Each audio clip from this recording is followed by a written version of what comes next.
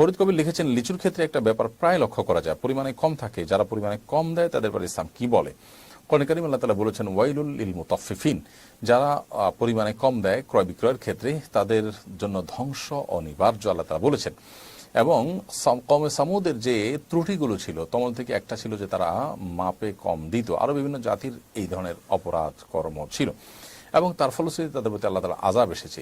আখির নবী মুহাম্মদ সাল্লাল্লাহু আলাইহি ওয়াসাল্লামের উম্মতের উপর একসাথে আযাব এসে সমূলে তাদের ধ্বংস করবে না।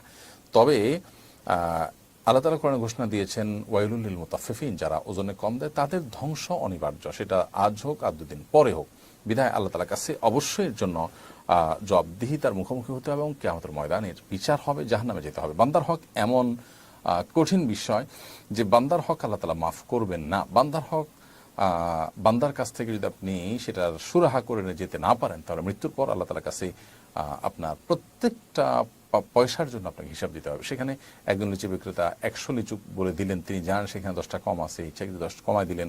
তো এই যে বিজনেস তিনি করছেন, তিনি এর জন্য হারামে লিপ্ত এবং আল্লাহ তাআলার কাছে জবাবদিহি করবেন। বিধায় আল্লাহর ভয় তাদের মধ্যে থাকা উচিত। এবং মনে রাখা, যদি এই সম্পদ আমাদেরকে সুখ দিতে পারে না, যদি আমরা হারাম পদ্ধতিতে সেটি কামাই।